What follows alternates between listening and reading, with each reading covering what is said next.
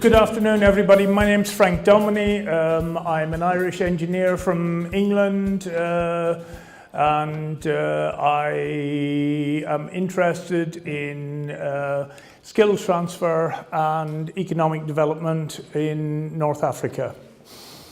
I'm working on a project which I call Anglia Maghreb Smart City. Anglia is a part of England and Maghreb is where we are at the moment. The program for the day, we'll talk about deep learning, which is in has been very prevalent for the last 4 years and is a key technology to master if you want to make a serious amount of money. If you'd rather not make a lot of money in your life, don't bother about it. Is there anybody who would not like to make a lot of money in the rest of their lives? Good. We'll talk about the technology behind deep learning. We'll talk about the tools that you can use to apply it. We'll talk about self-driving vehicles, which is one application area which has got great potential here in Morocco because you have big manufacturers like Peugeot and Renault here, and there's no reason why they shouldn't make use of your skills. We will talk about robotics. Hands up, anybody here who knows about robotics already? Good. Robotics, both in the sense of pick and place machines and also robotic warehouses like Amazon use. And then I will talk about the platforms, what you need to get yourself started. And I will talk about where you get the software to download so you don't have to do a lot of development yourself. I will talk about how we might recruit a team, because the interesting thing about the world these days is that the Americans don't want people from Africa and Muslim countries. The British, it's not the easiest thing in the world to do, to get yourself a visa to get into England, because they're not really sure that you're going to go home. At least that's their excuse that they give you when they reject your visa. So I want to recruit a team who will work with me here to make a lot of money from doing applications to fill the enormous skill gaps in Europe and the States. I'm going to talk about a new way of learning, because I don't expect you to sit and wait for your professor to appoint some course directors and then spend a year teaching you classes and then do a very simple experiment to get yourself a degree certificate. What I expect people to do is to stand on their own back legs and help themselves. There is a vast amount of MOOCs, online tutorials available, and you could do trial and error to go and teach yourself. So it's a bit like Obama's slogan when he was running for election, yes, we can. We're not interested in doing academic papers. If you want to sit down and publish a paper and have it peer reviewed by people who don't really understand the subject anymore, that's up to you. But you can if you want to.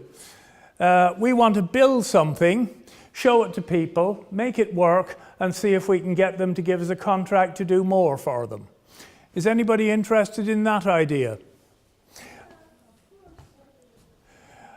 A friend of mine was telling me that she's terrified that when she's finished her PhD that she won't be able to find a job.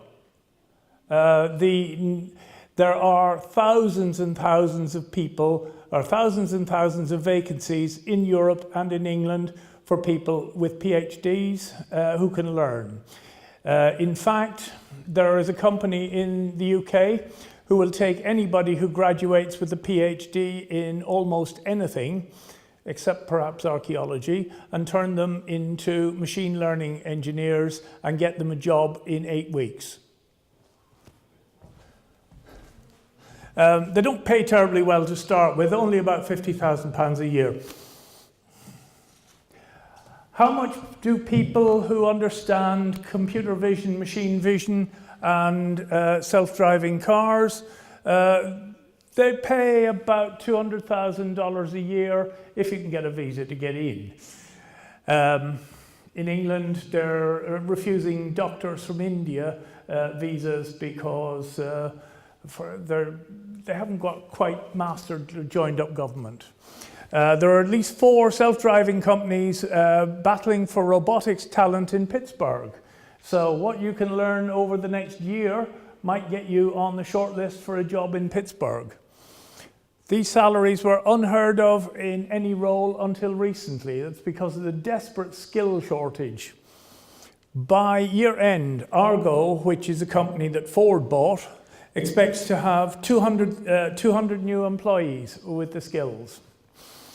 And Pittsburgh is an example of a center of excellence which came about by accident. This book, The New Localism, describes how Pittsburgh emerged. It was as a result of the accident at the nuclear reactor at 3 Mile Island, when they discovered that the reactor was full of radioactive water and core leakage. They went desperately looking around the country to find any robotics professors that they could find. They found one. He took his PhD students in, formed a team, invented some robots on the spot, and spent 4 years searching the 3 Mile Island reactor. And from that, the robotics industry in Pittsburgh emerged. We can do the same. We can do the same here in Morocco if people are interested. The accident that we have at the moment is called Trump. Mr. Trump, by cancelling the orders for Boeing and Airbus aircraft into Iran, has given an enormous stimulus to the commercial aircraft industry in China. In the same way, the fact that he won't give people visas to go to the States means that we can build an industry here and make money working for the rest of the world. Is everybody still with me? Okay, artificial intelligence, deep learning. How many people here have heard of deep learning before? Okay. Have you done any courses in deep learning? Yes? Okay. Well, it changes the world because it allows things to happen which couldn't happen 5 years ago. It has applications. In financial services because it can predict the value of stocks and shares from time series analysis. It has analysis in government for all sorts of reasons. It has applications in manufacturing, and I'll cover that in the robotics section. It has enormous applications in retail because with a camera you can follow the customers in a store, around the store, measure their behavior. There was a young lady, there was a gentleman from Algeria talking this morning about behavioral analysis, and I was thinking to myself, yep, we can use that. Transportation, it's about smart vehicles. Smart vehicles aren't just for people transport, they're also for mining, for sending vehicles into places where it's not safe to send people. And it's also has got applications in travel and hospitality and all sorts of other things. The technology is essentially simple, and it's all come together. The chips and the software have all come together at the same time. Why vision?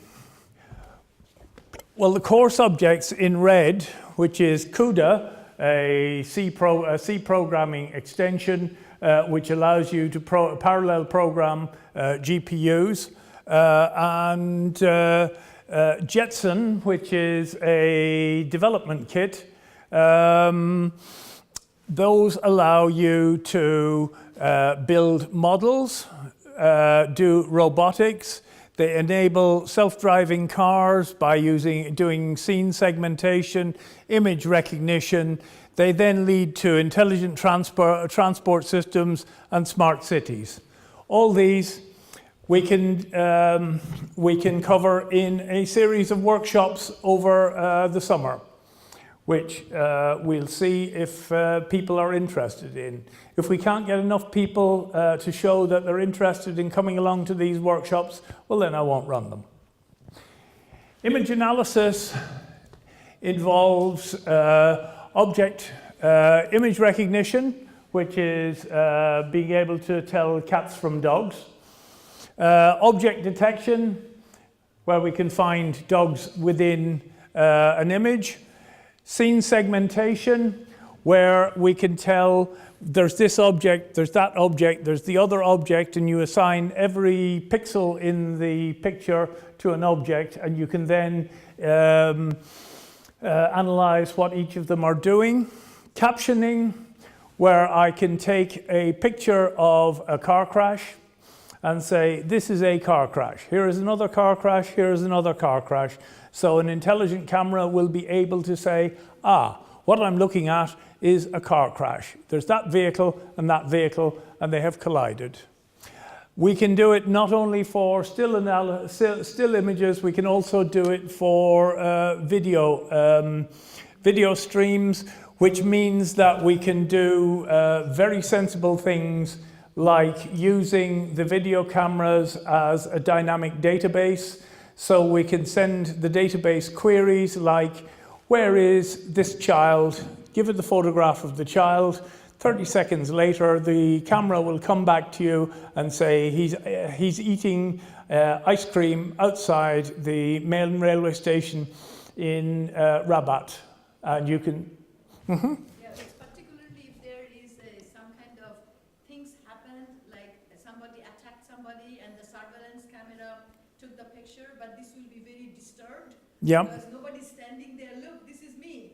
Right? Yep. And so they have to find who did the crime. Yep. And then the network of cameras can actually track him running away. Yeah. This system is already in operation in Oxford Street in London, because there's a Brazilian gang who come in every November to steal purses and handbags. They make enough money during November to go home and live happily for the rest of the year.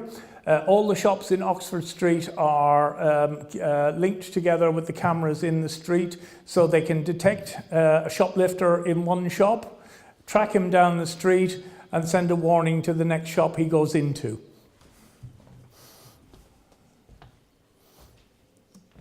Now, if you can do that, you're well on the way to earning $200,000 a year.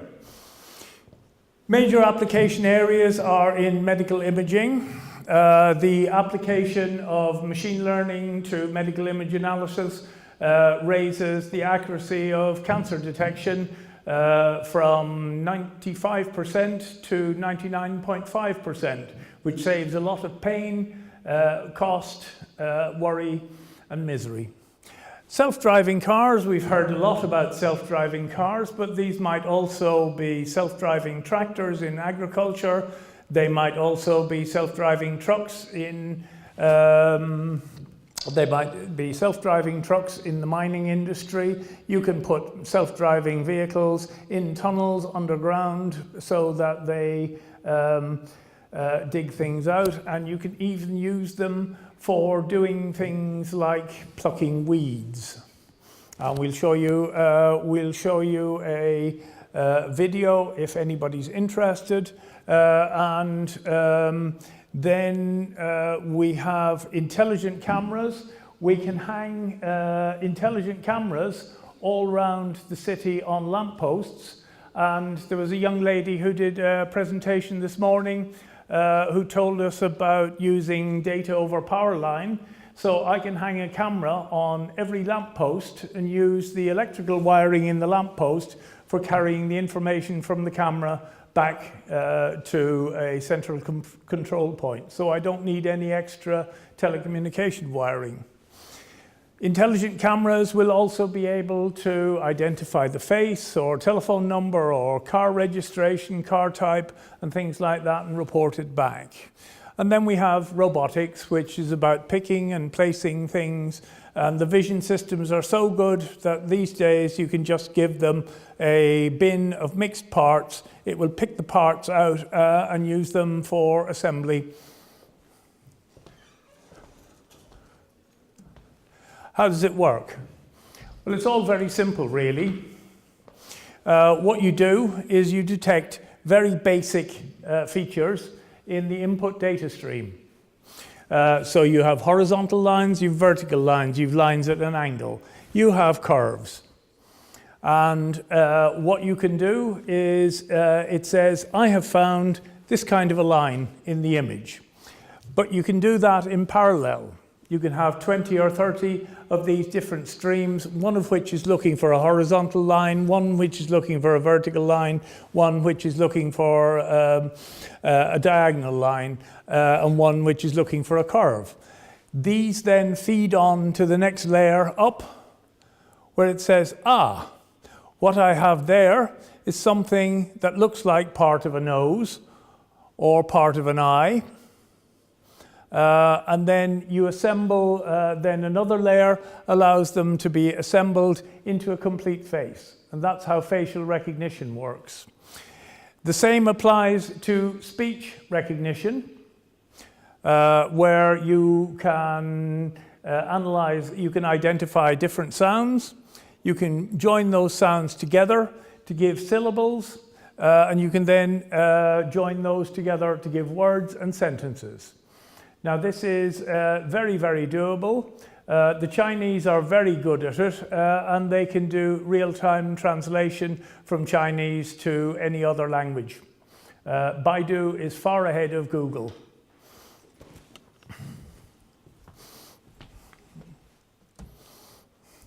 The way a machine learns is it finds the diagonal line mode, like that. It assembles them together and gets a blurry face, and then it adds in more detail to get a finely defined face. And we can use the standard facial recognition algorithms, which spit out the identity of the person it's looking at. Now, because we're all scientists here, we have to have a bit of mathematics. So I promise you this is the only mathematical formula that we will show, but we can say, right, we went to a scientific presentation. That's the standard equation for convolution, and basically all it's doing is sliding one function across the other function, and when the two of them line up, you get a big peak. Right, we've covered the scientific bit. Let's move on to the next slide. All right, then. There we go. This is all based on neural networks. These are neurons from human biology. You have lots of these in the brain. We do electrical models of these where this node is connected to that node, but with a particular weight, so that you get different result values depending on the different weights and inputs. Now, how does this work in a computer? Well, what we do is we use what they call a sliding window filter. And what you do is you slide this pattern across the input data, like that, and you multiply the two together. So when it finds a feature that it likes the look of, it comes up with a large score, and the rest of the time it has a low score. So that's how sliding window filters work. that pattern there gets slid across this data one step at a time or two steps at a time, and you get a new image which consists of a new set of images. Great. We've now covered discrete convolutional filtering. This shows you how the calculation is done. Now, are there any questions so far? Have I lost everybody? No? You're all still with me? Oh, good. This is convolutional neural networks. You will hear a lot about convolutional neural networks. All you really need to know is what I told you on the last slide, that you slide a pattern across the input pattern and see what the output looks like. That's all you need to know. You need to know about convolutional layers, because do you remember I said, first of all, you detect horizontal lines, vertical lines, diagonal lines. Then the next layer above that detects parts of features. Then the next layer above that identifies most of a face. So it's all about layered architecture. So you will get fed up hearing about layers for the next couple of years. And then hyperparameters are the parameters about the algorithm you use to go and search the image. Could anything be simpler? Right, you know the magic words? Okay, so here is an example of facial recognition. What it's showing is that facial recognition can use different light scales, different values of ambient light for a well-lit face, a darkly lit face, another face with poor contrast, and right down to very dark faces, and come up with the same model. What that means is that you can do image recognition independent of the light level. Hello? And then facial recognition, the face has a standard set of points that you measure, and these points and the triangles of the contours of the face give you a complex enough solution to give you a high probability of accuracy of an image. Right, so that's how facial recognition works. Right, we have now probably got to at least final year undergraduate. Okay, right, edge detection. We might, if the, I don't know if the Wi-Fi works in here, but it does. I don't know if I need to be connected to the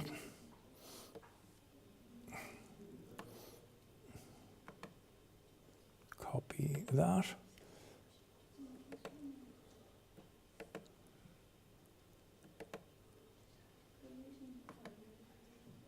Paste.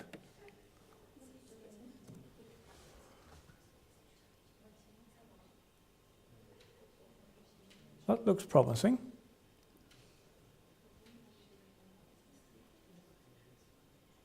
Nope. Curses. Ah. Edge detection. No, I'm sorry, the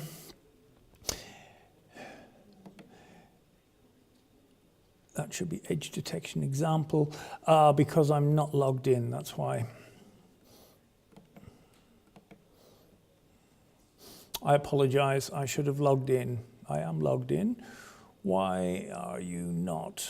Overview, creators, pricing, ratings, try for free. Start free trial. Go away. No, I'm sorry, I can't get this to work. Apologies. Slideshow from the current slide. if people talk to me afterwards, I'll show them that edge detection. It's about how the calculation transforms a black and white slide into a single edge. Now this is how you assemble images. Is there anybody here who can see a picture of a flock of geese in this picture? Yeah? You can see that you only have outline features, but it's starting to become apparent that this is a flock of geese. And if you look carefully, you'll see an ostrich in this image. Okay? So this is after a very few layers of processing. Once you put some more layers of processing in, you get a very accurate representation of an ostrich. So, is there anybody here who thinks they can't learn this? No? Good. You're well on your way to £200,000 a year job. I'm not kidding you. Right, the next thing, how many people here have used GPUs, graphic processing units? Graphic processing units have been around for about 10 years. They were originally invented by NVIDIA in order to carry out the very simple mathematical operations needed to display games on a screen. But it suddenly dawned on people that not only can you use these graphics processing units for putting pictures, images on screens in games, you can also use them for all the mathematical operations you require for image analysis. And this is what gave rise to the GPU. This is a block diagram of the GPU, and unlike your Intel processor, which you have at work, which has got either 8 or 16 cores, if you're lucky, a typical GPU can have between 1,000 and 32,000 cores, all of which can run in parallel. So that if you want to multiply two images together, instead of having to do element-wise matrix multiplication, you just farm all the data out to the cores, enough cores to make the processing happen. You tell it, go and process that set of data times that set of data, and in one operation, it gives you back the answer. That's why you get 30,000 times speed up of processing. Okay? Right, that's covered GPUs. So now you know something you didn't know yesterday. Okay? Now, what I have told you is enough to put £5,000 a year on your value as an employee. Right. So, do you remember I said the typical Intel processor has got 4 cores or 8 cores or 16 cores, each of which can run one thread each. In the GPU, you have got lots and lots of cores with a bit of RAM, and what you do when you're writing a program, doesn't want to earn £200,000 a year.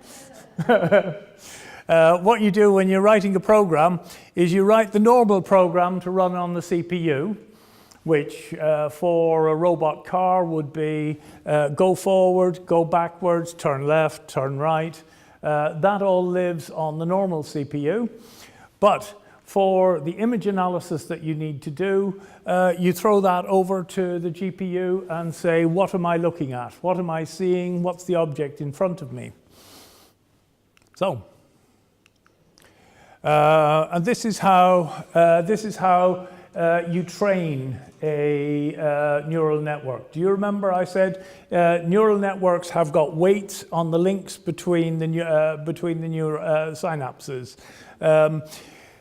To make a network learn, you show it lots of pictures of cars or people or cats or dogs, and it says, that looks very similar to that cat. That looks very similar to that cat. And it saves those all as cats.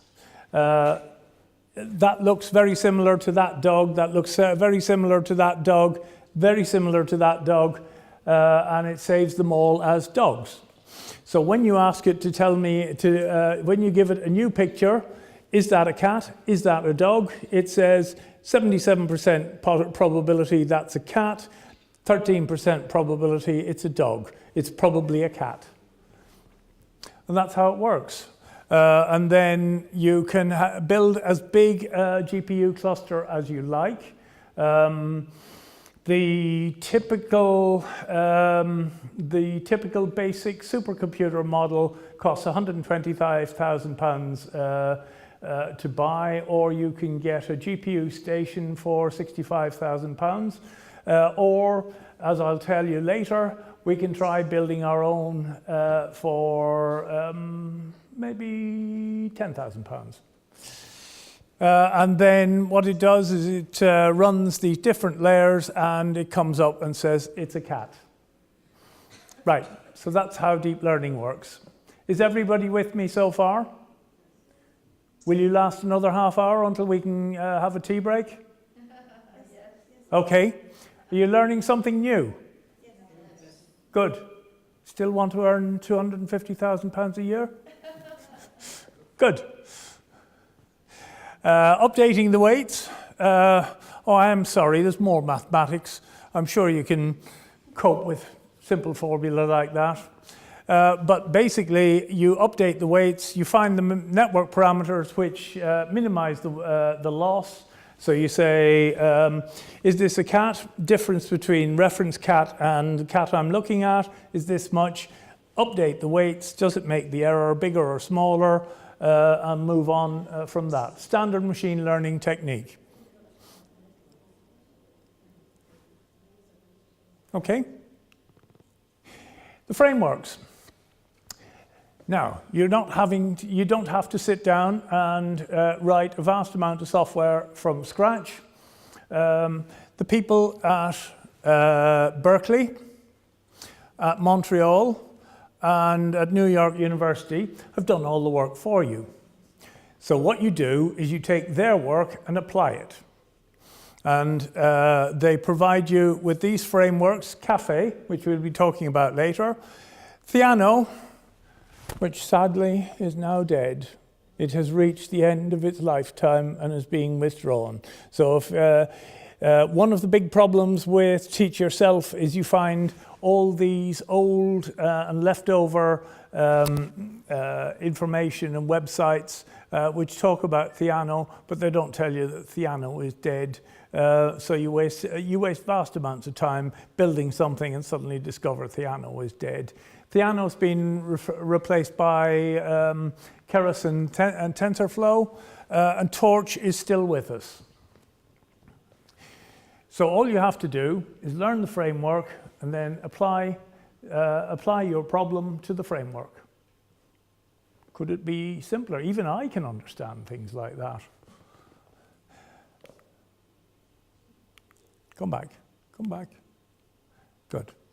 TensorFlow.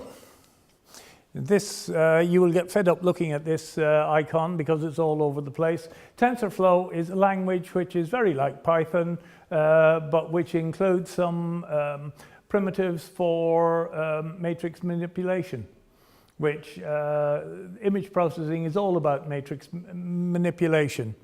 It's an open source software library, so you can download it and get it up and running. It allows easy deployment. And it was developed by Google, but they've just thrown it open to the world. And Keras, what it does is it provides you with a graphical, not interested in making serious money. Keras is a graphical, I should have turned that round.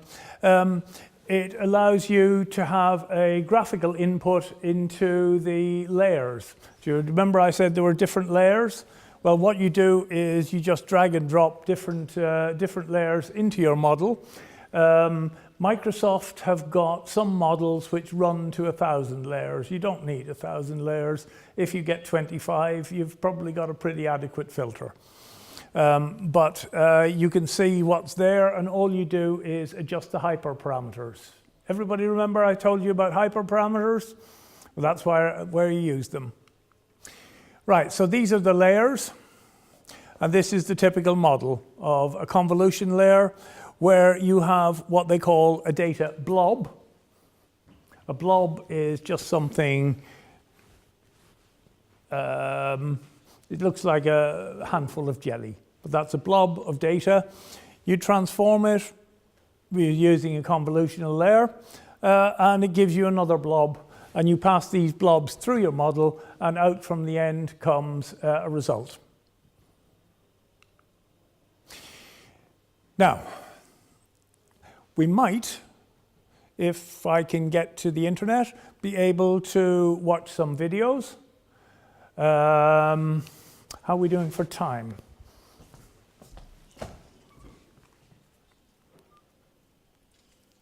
Okay, it's 10 to 4.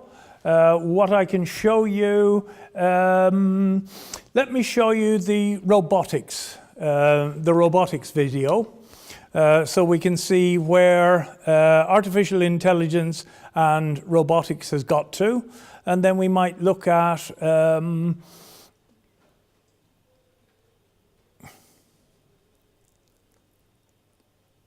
you going to load? Are you going to load?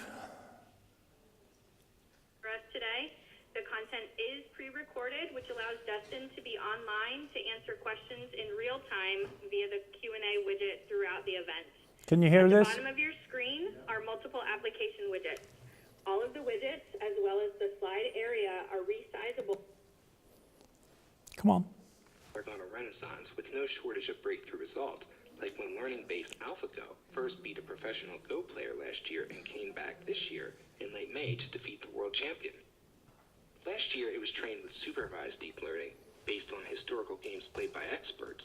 And this year, before winning the title, it added reinforcement learning to play against itself and further improve its performance, which we'll talk more about later. Also earlier this year, the TensorCart project was released to much fanfare in the open source community. As opposed to driving around the track based on imperial physics data from the game engine, TensorCart only receives the raw pixels from the screen and output the N64 controls directly, like a real driver would. Don't worry about it. Trained in the style of its human operator, TensorCart was using a supervised end-to-end network called DriveNet that NVIDIA developed and published for use in self-driving cars. Robots are also learning to stand up and walk, pick, grasp, and assemble objects, and that the true potential of AI was unlocked. But the performance alone isn't the only advantage to deep learning. It's a fundamentally different paradigm where the same network architecture can be retasked or retrained to do a great many things without needing to rewrite software. You have devices that support safety-critical services and need to make millisecond decisions at the speed of light. For many companies, data security is of paramount importance. Ubuntu has a hex-core CPU complex comprised of a 64-bit ARM CPU. This is the embedded module which makes all the robotics and self-driving applications work. It's not terribly expensive, but it's not very cheap. It's about £500 a unit. Server that you can deploy into the field. And unlike typical servers, it's also equipped with several dedicated media streaming engines such as H.264, H.265 codecs capable of encoding or decoding multiple 4K streams simultaneously, in addition to 6 MIPI CSI camera ports and high-speed PCIe lanes and USB 3 buses. The module is obtained through distributors worldwide, including Arrow in North America and Silicon Highway in Europe. Here's an overview of the key hardware differences between Jetson TX2 and its predecessor from late 2015, Jetson TX1. Keep in mind that at 1 teraflop, TX1 is still very much capable in its own right, and like TX2, will be available through the mid-2020s. Okay, the slides from this presentation will be available online, and we will be able to see what we can do with these things. Version 6 at the source, and with Jetpack 3.1, the latency in between the time when events occur and decisions. Now this picture here shows you TensorRT2 also adds a custom layer API and support for advanced networks like recurrent neural nets or RNN. I base our actions on the incoming situation. This picture here shows you detection of pedestrians in front of this vehicle. Some pedestrians are crossing a crossing. Here's a bicycle that needs to be taken into account because he's moving towards the crossing. There are other vehicles which are identified. The same can be used for flying robots. In addition to its noted runtime performance improvements, TensorRT2 also adds a custom layer API and support for advanced networks like recurrent neural nets or RNN, saving lots of memory bandwidth by eliminating intermediate global memory accesses. It also performs kernel auto-tuning to tailor itself to the specific GPU devices detected, in addition to taking... Okay, so there's a lot of information online. This presentation is supposed to go on for 3 hours, and so we've been here for 1 hour. Do we want to take a break and come back, or do we want to carry on for another half hour? Carry on? Yeah. Okay. Good. Back to the presentation.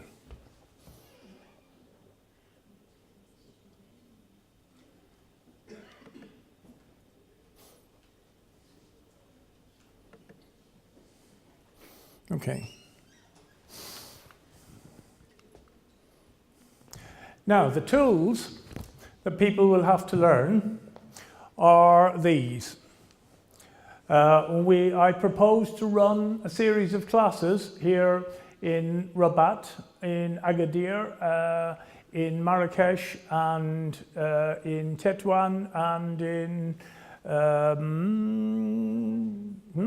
and Casablanca over the next 6 months, which will introduce people to these subjects if they don't already know them, and it will allow us to bring people up to a standard level. This is important because we will be holding a competition to see if people want to join our demonstrator team, where we will be demonstrating the capabilities that are available in Morocco, so we can show companies all around Europe and America what's available here. So suddenly they can start thinking about plugging their skill gaps by outsourcing work to Morocco. And this will be part of NCS Valley. Things people will need to know about. How many people know about Linux? Hands up, Linux experts, 2, 3, 4, 6. Okay, about a third of the people here. Okay, so we will need to introduce people to Linux so they understand the file system, understand the applications and how things are bolted together. Caffe is it's an image recognition framework developed in Berkeley. They make it available free as an open source package, and there's lots and lots of self-teaching.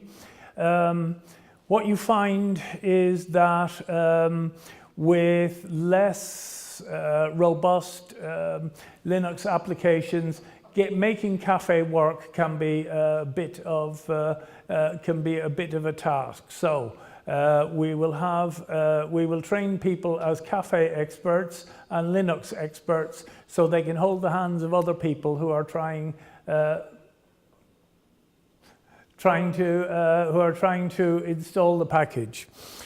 Now, rather than have you generate the configuration files for Caffe, NVIDIA make available a big program called Digits, which allows you to configure the databases, the image sets, the hyperparameters that you want to use on image processing, and then just press the go button and sit back and wait for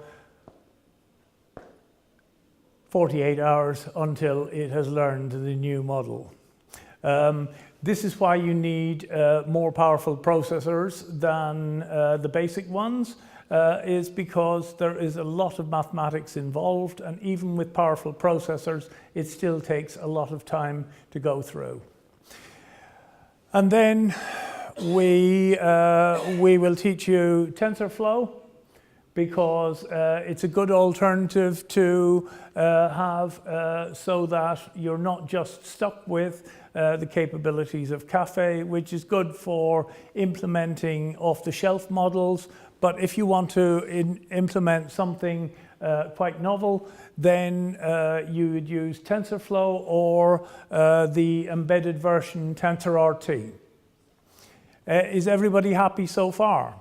How many of you would come to a week's course in Linux and Caffe?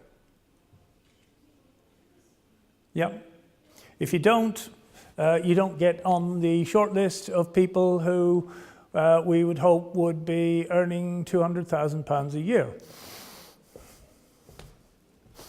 So, the Digits and NVIDIA Caffe is optimized for use with Ubuntu Linux.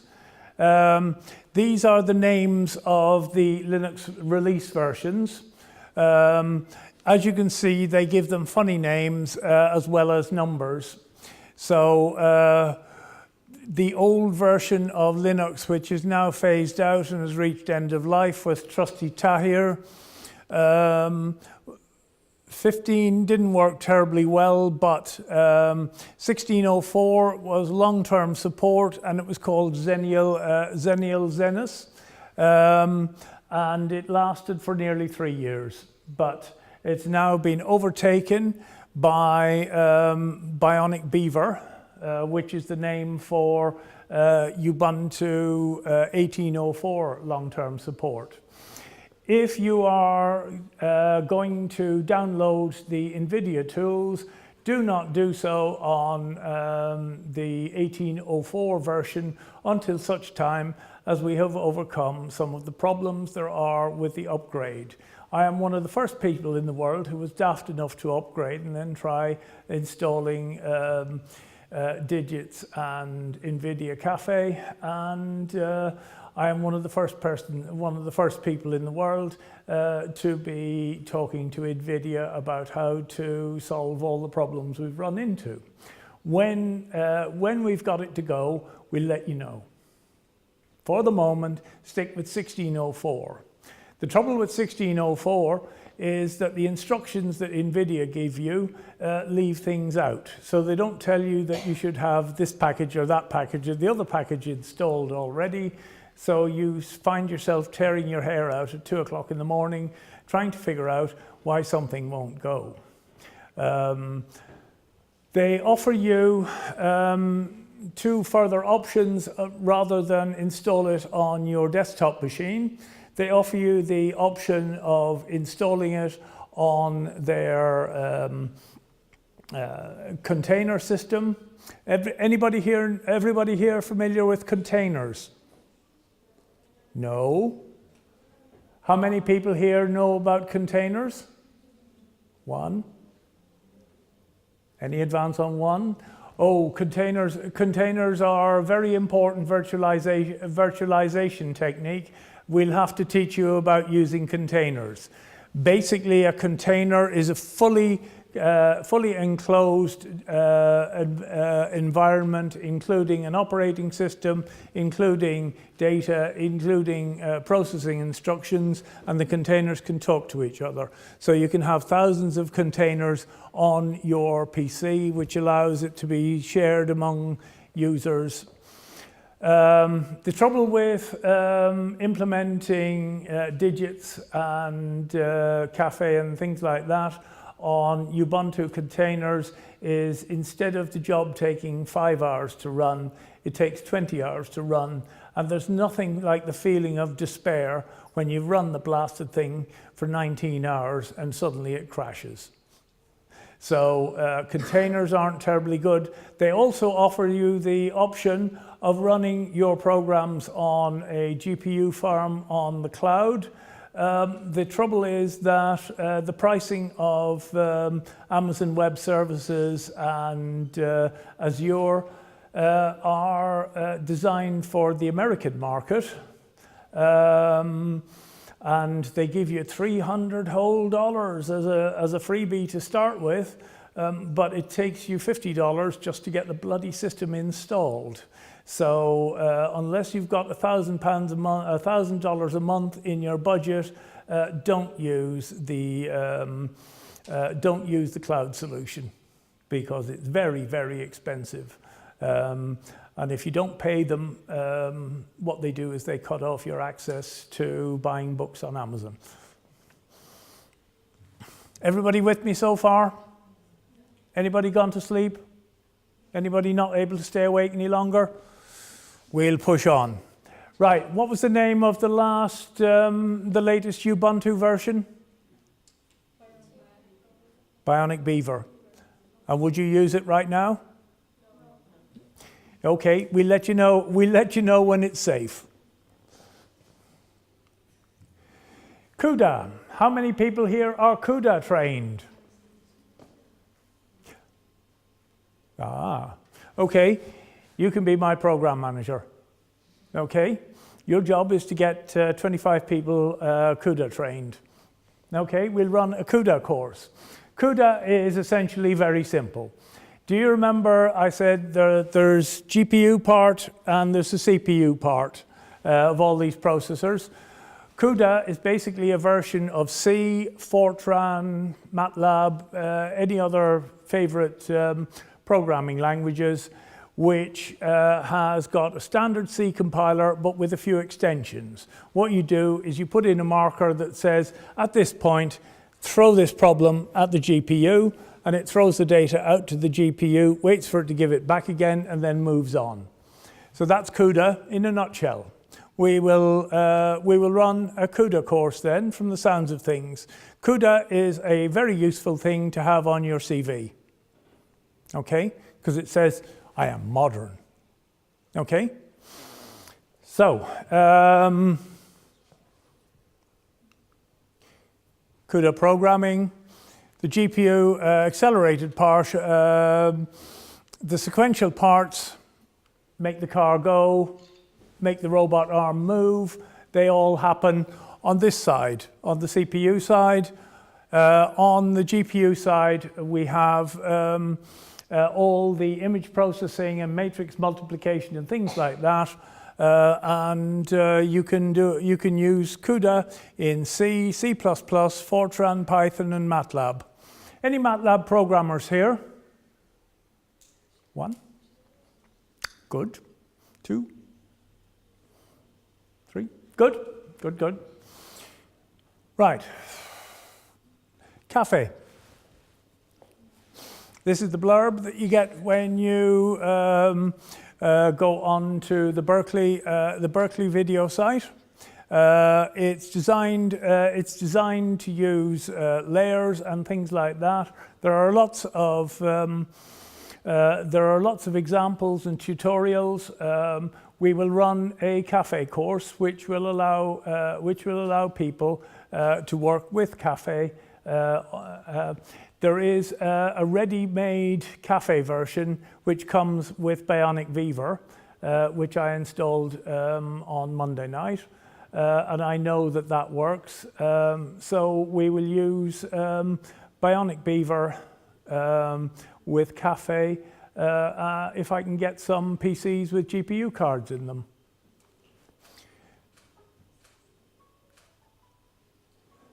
There are lots and lots of developers around the world, so if you run into problems, what you do is you put a question up on the user group, and somebody will give you an answer because he fixed that problem 3 months ago. Speed makes Caffe. This gives you a feel for the throughput.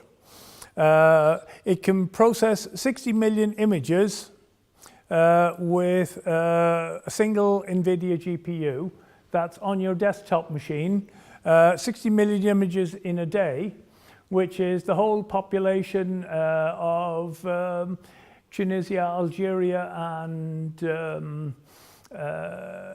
Morocco. You can do facial recognition on everybody in the space of a day on a desktop machine with a GPU card in it. So you can imagine what the CIA and NSA have been doing to us all with our Facebook feeds. Hands up anybody who signed up to allow Facebook to do facial recognition on all your friends.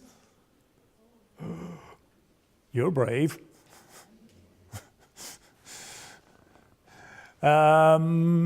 It's a fast package. And it's already known in academia, so people can write applications for research grants. And you can find lots, you can find lots of information on the Berkeley website. Digits, it's a GPU training system. It does all the heavy work for you and presents you with a good graphical information system that allows you to see how well your job is working. So you can actually see the errors and the loss decreasing as the program runs. And it just makes life simple for people. We'll run a Digits course after the Caffe course, if people are interested. Now Jetpack is the embedded development system which allows you to develop models, train models on your desktop machine and then download them into an embedded machine. And this is how we download the image recognition of cars, vehicles, road signs, roads into the embedded machine. You train the model on your desktop machine and then you download it into the development machine. So you get all the platform software. All those are bundled into the machine, and you can then just download it onto a robot car or a robot or an intelligent camera. It includes tools for all these things, and it's free. All you have to do is make it work with Ubuntu 16.04, which they apologize to you if you've been having enormous difficulty in making it work, because the rest of the world is having the same problem. This is a picture of the TX2. I have an example of a development kit over here. Unfortunately, for the moment, we can't get the video to work. I'm not sure whether something has died. It was working when I left England, so we'll see if we'll see what the outcome is. But what they have is the embedded module mounted on a board here, which allows you to program the thing. This is how you mount the card. It's about the size of a credit card. You mount that, you put wheels and motors and cameras and things like that on this platform, and it can communicate with the world like that. Okay?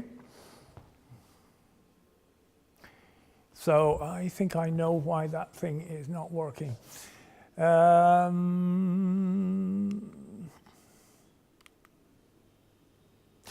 Now, once you have mastered all the items which you need to teach yourself self-driving cars, this is the grown-up version, which is designed to be embedded in real cars. And Uncle Renault and Uncle Nissan and Uncle Ford will pay you for programming these things and making their cars go, especially if they don't kill anybody, because that gets them in the newspaper. So how are we doing for time? Are we nearly at the coffee break?